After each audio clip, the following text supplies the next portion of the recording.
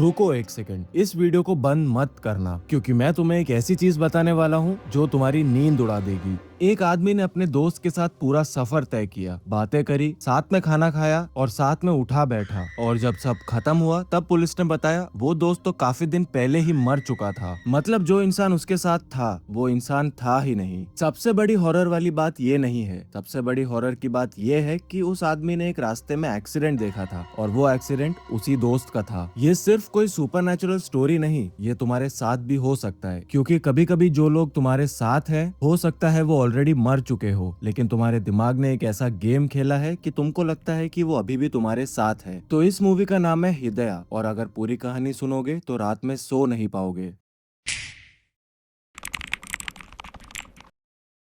Film की शुरुआत में हम कुछ लोगों को एक डेड बॉडी को दफन करने के लिए कब्रिस्तान में ले जाते हुए देखते हैं। जब कब्रिस्तान में बॉडी को कब्र में उतारा जाता है, अचानक से वहाँ पे बारिश शुरू हो जाती है। बाहरी नाम का एक आदमी कब्र से बाहर निकलने की कोशिश करता है, लेकिन वो निकल नहीं पाता। बाहरी कहता है कि दफन का काम आज ही खत्म करना होगा। फिर वो कब्र के अंदर आजान देता है और मरने वाले की रूह की शांति के लिए दुआ करता है। अब ये सारा फंक्शन खत्म होने के बाद सब लोग चले जाते हैं। उसी रात में हमको उस कब्र से एक हाथ बाहर निकलता हुआ दिखाई देता है। अब ये किसका हाथ है और इसका क्या रेलेवेंस है, मैं आपको थ्योरी सेक्शन में बताऊंगा। यहाँ से सीन कट होकर 4 दिन पहले चला जाता है। बाहरी एक गैरेज में मैकेनिक का काम कर रहा होता है और उसका मालिक आकर बताता है कि एक कस्टमर आया हुआ है। बाहरी जब देखता है तब उसे पता चलता है कि जो कस्टमर आया है असल में वो बाहरी का पुराना दोस्त हसन होता है। हसन उसे उस्ताद बाहरी कहकर बुलाता है, लेकिन बाहरी मना कर देता है और सिर्फ बाहरी बुलाने को कहता है। हसन की गाड़ी में एक्सेलरेशन की प्रॉब्लम थी और इसीलिए वो गैरेज में दिखाने आया था, लेकिन अभी इंजन गर्म होने की वजह से थोड़ा ठंडा होने देते हैं और तब तक ये लोग कॉफी पीते हुए बात करने लगते हैं। हसन बताता है कि वो बाहरी को ढूंढते ढूंढते ही जकार्ता आया है। बाहरी हैरान होता है कि हसन को उसका पता कैसे चला। हसन बताता है कि उसे पता चला कि बाहरी जेल से छूट चुका है और उसे लगता है कि बाहरी एक अच्छा इंसान है। बाहरी कहता है कि अब कोई उसकी परवाह नहीं करता। हसन अपने गाँव मेकार वांगी की प्रॉब्लम्स बताने लगता है और बाहरी को वापस चलने को कहता है। वो बताता है कि गाँव में बहुत ज्यादा खतरनाक माहौल है। हसन रत्ना नाम की एक लड़की का जिक्र करता है जो कि बहुत बीमार होती है। रोज शाम को ठीक 6 बजे वो दर्द से चिल्लाने लगती है। डॉक्टर या कोई भी उसकी बीमारी समझ नहीं पा रहा। हसन बताता है कि गांव के पुराने उस्ताद बहुत ज्यादा बूढ़े और बीमार हो चुके हैं, इसीलिए उसको बाहरी की हेल्प चाहिए, लेकिन बाहरी जाने से मना कर देता है और कहता है कि अब वो पहले जैसा नहीं रहा और उसने अपना पास्ट पीछे छोड़ दिया है। इसके बाद बाहरी हसन की कार ठीक कर देता है, लेकिन हसन पैसा जब देने जाता है तब बाहरी मना कर देता है। हसन उसे गांव वापस आने की एक बार और रिक्वेस्ट करता है और अलविदा कहकर वहां से चला जाता है। गैरेज का मालिक बाहरी को डांटता है क्योंकि वो पुराने पार्ट्स बदलकर नए पार्ट्स लगा सकता था और ज्यादा पैसे ले सकता था, जो कि बाहरी ने नहीं किया। मालिक के हिसाब से उसने बेवकूफी कर दी, पर बाहरी कहता है कि ये कस्टमर के साथ धोखाधड़ी होती है, इसीलिए उसने ये नहीं किया। गैरेज का मालिक उसे रूडली याद दिलाता है कि वो एक एक्स कैदी है और इसीलिए उसको गैरेज के अलावा कहीं और जॉब नहीं मिलेगी। मजबूरी में बाहरी मालिक की गलत बात मान लेता है और कार पार्ट्स बदलने को रेडी हो जाता है। उस रात बाहरी जब सो जाता है तब कफन में लिपटी एक लाश सीधा उसके मुंह के ऊपर आ जाती है, लेकिन जब बाहरी आंखें खोलता है तब कुछ नहीं दिखता। खैर, बाहरी फिर से सो जाता है। तभी बाहरी को रत्ना की चीखें सुनाई देती है। बाहरी उठकर जब बाहर आता है तो उसे एक कार दिखती है जिसके अंदर रत्ना को चेन से बांधा हुआ था। रत्ना बाहरी से बार बार भीख मांग रही होती है उसे बचाने के लिए, और अचानक से रत्ना वहाँ से गायब हो जाती है। इस घटना के बाद बाहरी जल्दी से अपना बैग पैक करता है और गांव के लिए निकल पड़ता है। रास्ते में उसे एक कार का बहुत बुरा एक्सीडेंट भी दिखाई देता है। अब दोस्तों, ये कार एक्सीडेंट का भी इस मूवी में बहुत बड़ा सिग्निफिकेंस है, जो कि मैं थ्योरी सेक्शन में आप लोग को एक्सप्लेन करूंगा। थ्योरी सेक्शन एक बार मूवी का प्लॉट खत्म होने के बाद में एक्सप्लेन करूंगा, तो आप लोग अंत तक बने रहिए। अगले दिन रत्ना की माँ उसे खाना खिलाने की कोशिश कर रही होती है। तभी आसिफ नाम का एक आदमी आता है और रत्ना की माँ पर भड़क जाता है। वो रत्ना को गाँव के लिए एक बोझ बताता है और उसकी फैमिली की बेइज्जती करता है। यहाँ तक कि वो रत्ना के पापा के पुराने कर्ज और सुइसाइड की बात भी उठाता है और माँ बेटी को भी सुइसाइड करने को कह देता है। रत्ना की माँ शांति से जवाब देती है कि जिंदगी और मौत उनके हाथ में नहीं है। ठीक तभी रत्ना फिर से दर्द से चिल्लाने लगती है। बाहरी गांव वापस आकर हसन से मिलता है। हसन उसको देखकर काफी ज्यादा खुश हो जाता है।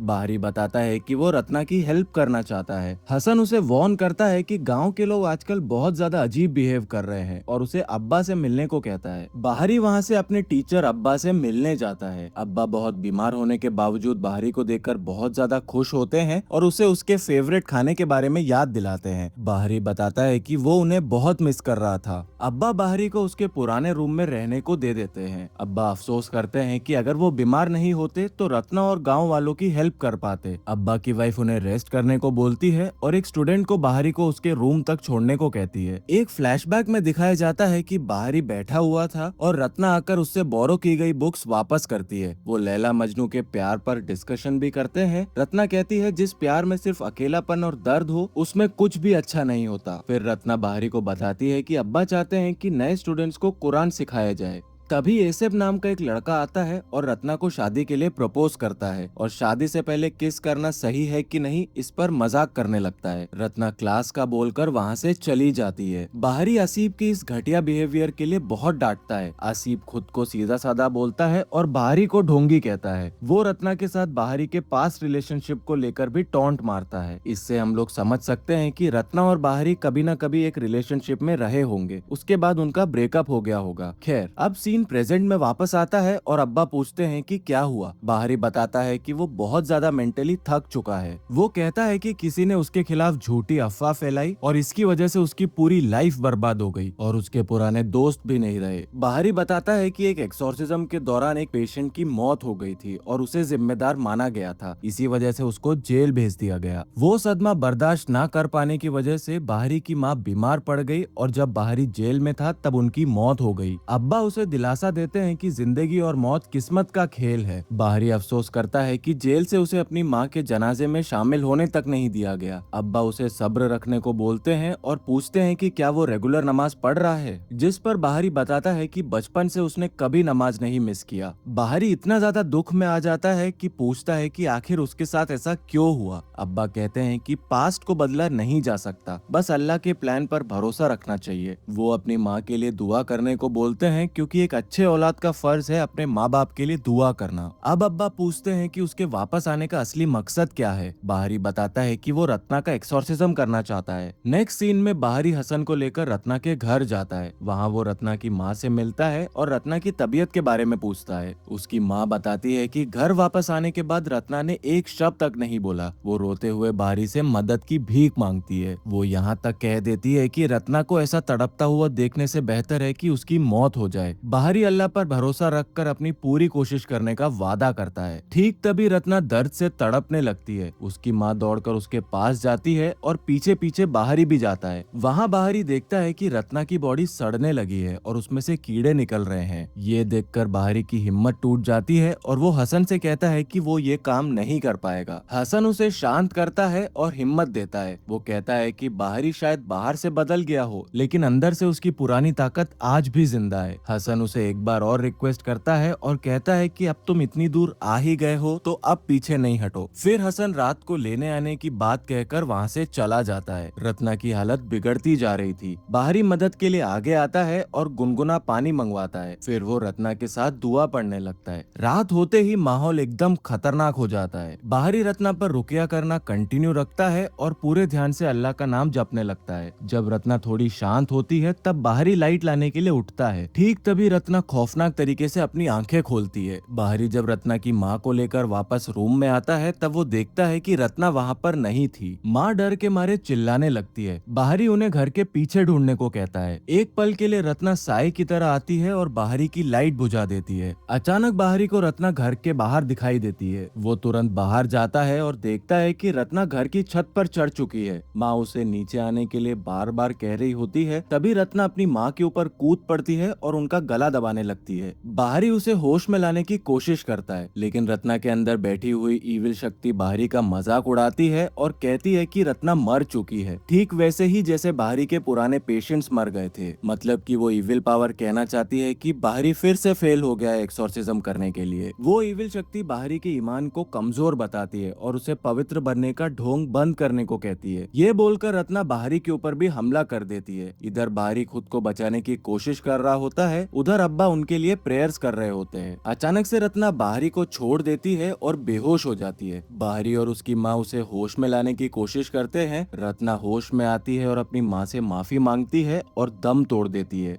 अगले दिन दफन के वक्त गांव वाले बातें बना रहे होते हैं। सब लोग कह रहे होते हैं कि आखिरकार रत्ना मर गई और उसकी बॉडी से बहुत गंदी बदबू आ रही है। जब लाश को कब्रिस्तान में ले जा रहे होते हैं तब कुछ लोग उनका रास्ता रोक लेते हैं। उनमें से बुरहान नाम का एक आदमी रत्ना को प्रोस्टिट्यूट बोलकर गाली देता है और कहता है कि अगर इसे नॉर्मल कब्रिस्तान में दफन किया गया तो पूरा गाँव अपवित्र हो जाएगा। बाहरी जवाब देता है कि शैतान से ज्यादा तो जिंदा इंसान इस गाँव को गंदा कर रहे हैं और रत्ना का हक है अपने पापा की कब्र के पास दफन होने का। खैर, बाहरी लाश लेकर आगे बढ़ जाता है और यहाँ मूवी की स्टार्टिंग वाला सीन फिर से दिखाया जाता है। मतलब हम लोग को पता चल गया है कि स्टार्टिंग में जिस लाश को दफन करने ले जा रहे थे वो रत्ना की लाश थी और जो कब्र से हाथ बाहर आया वो शायद तक रत्ना का हाथ है। अब हमें असीप और उसकी प्रेग्नेंट वाइफ को दिखाते हैं। असीप की वाइफ आने वाले बच्चे की न्यूट्रिशन को लेकर परेशान होती है और मीट खाने की इच्छा बताती है। असीप कहता है कि पैसे आते ही वो मीट ले आएगा। अचानक असीप की वाइफ को कच्चे आम खाने का मन करता है। वो बताती है कि पड़ोसी के पेड़ पर आम लगे हैं। असीप पहले इतनी रात को पेड़ से आम तोड़ने में डर रहा होता है, लेकिन अपने आने वाले बच्चे का सोचकर वो मान जाता है। वो अपनी वाइफ को संभाल कर रहने को बोलता है और निकल पड़ता है आम तोड़ने। इसके बाद जैसे ही असीप की वाइफ कुएं से पानी निकालने जाती है, वहाँ से एक सांप निकल आता है। सांप को देखकर वो बुरी तरह से डर जाती है और उसकी ब्लीडिंग शुरू हो जाती है। सांप को अपने पास आता हुआ देखकर वो किसी तरह से रेंगते हुए किचन में पहुँचती है और ठीक तभी हम लोग देखते हैं कि उसके पीछे रत्ना की लाश है। लेकिन असीप की वाइफ जब पीछे मुड़ती है तो उसे कुछ दिखाई नहीं देता। फिर जैसे ही वो मेन रूम का कर्टन हटाती है, सामने रत्ना के भूत को देखकर वो इतना ज्यादा डर जाती है कि बेहोश हो जाती है। अगले दिन असीप अपनी वाइफ और बच्चे को लेकर रोता रहता है। वो कहता है कि वो किसी को बचा नहीं पाया। उसी वक्त ददंग आकर इन सारी चीजों के लिए बाहरी को ब्लेम करता है। वो कहता है कि बुरहान के मना करने के बावजूद बाहरी ने घमंड में आकर रत्ना को यहीं पे दफन किया, जिसके चलते ये श्राप लगा। वो लोग बाहरी से बदला लेने का प्लान बनाते हैं। इधर मदरसा में बाहरी अब्बा को बताता है कि उसने रत्ना के लिए दुआ की, लेकिन उसका दिल नहीं मान रहा। अब्बा उसे समझाते हैं कि दुआ सिर्फ जुबान से नहीं, दिल से भी करनी चाहिए। अल्लाह पर शक करने से दुआ कबूल नहीं होती। वो बाहरी को पुरानी बातें भूलने की सलाह भी देते हैं। तभी अब्बा की वाइफ आकर बताती है कि कुछ विजिटर्स आए हैं, तो वो अब्बा को लेकर चली जाती है। फिर हसन आकर बाहरी से मिलता है। हसन बताता है कि बाहरी के जकार्ता जाने के बाद रत्ना की फैमिली ने यहाँ पे क्या कुछ नहीं सहा। रत्ना के पापा ने कर्ज के बोझ से सुइसाइड कर लिया था और लोन शार्क्स ने रत्ना और उसकी माँ को मारने और रेप करने की तक धमकी दे दी थी। हसन ये भी बताता है कि एक टाइम के बाद रत्ना गायब हो गई थी, लेकिन हैरानी की बात ये थी कि रत्ना के गायब होने के बाद अचानक उसकी माँ ने सबका कर्ज चुकाना शुरू कर दिया था। बाहरी को अब समझ में आने लगता है कि बुरहान की बात शायद सच थी और इसीलिए बाहरी बुरहान को ढूंढने निकलता है। लेकिन बुरहान उल्टा बाहरी पर भड़क जाता है और इल्जाम लगाता है कि जब से वो इस गांव में आया है तब से ये सारी अशांति हो रही है। बाहरी सफाई देता है कि वो बस एक सच्चे मुसलमान की तरह मुसीबत में फंसे लोगों की मदद कर रहा है और कोई गलत काम नहीं कर रहा है। बुरहान अब रत्ना के पास्ट के बारे में राज खोलता है। वो बताता है कि वो जकार्ता के एक नाइट क्लब का बाउंसर था और वहाँ रत्ना एक सेक्स वर्कर थी। रत्ना वहाँ काफी पॉपुलर थी और बड़े बड़े अमीर क्लाइंट्स के साथ उसके रिलेशंस थे।